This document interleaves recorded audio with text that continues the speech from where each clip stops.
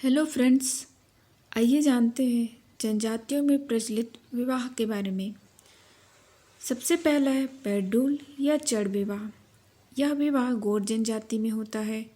इस विवाह में लड़का लड़की के घर बारात लेकर जाता है। दूसरा है पठौनी विवाह। यह विवाह भी गौड़ जनजाति में होता है। इसमें लड़की बारात लेकर लड़के के घर जाती है। अगला है हठ या पैठुल विवाह। यह विवाह बैगा जनजाति में होता है। इस विवाह में लड़की द्वारा जबरदस्ती लड़के के घर जाकर विवाह किया जाता है। अगला है भगेली या पोटा या गंधर्व विवाह। यह विवाह गोंड जनजाति में होता है। इस विवाह में लड़की लड़के के घर जाकर जबरदस्ती रहती है।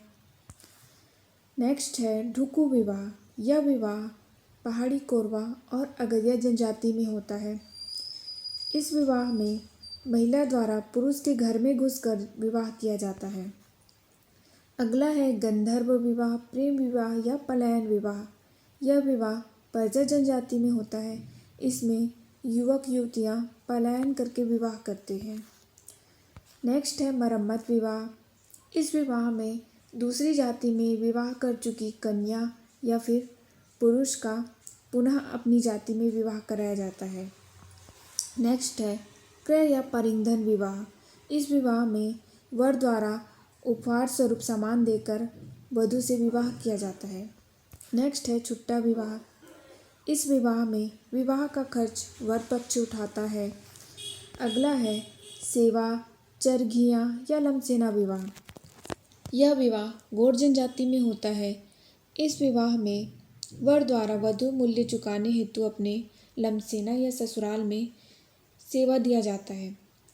इस विवाह को गौड़ जनजाति में चरघिया विवाह, कंवर जनजाति में घरजन विवाह और बिंजवार जनजाति में घरजिया विवाह कहा जाता है। अगला है विनिमय या गुरावट विवाह। इस विवाह में दोनों पक्षों द्वारा वर वधु का आदान प्रदान किया जाता है। बिरहोर जनजाति में इस विवाह को गोलत विवाह कहते हैं। अगला है दूध लौटावा विवाह। यह विवाह गौड़ जनजाति में होता है। इस विवाह में ममेरे फुफेरे भाई बहनों का विवाह किया जाता है। अगला है अरउत्तो विवाह। इसे विधवा विवाह, चूरी पहनाई विवाह या फिर हल्दी पानी विवाह भी कहा जाता है। अगला है हल्दी पानी विवाह।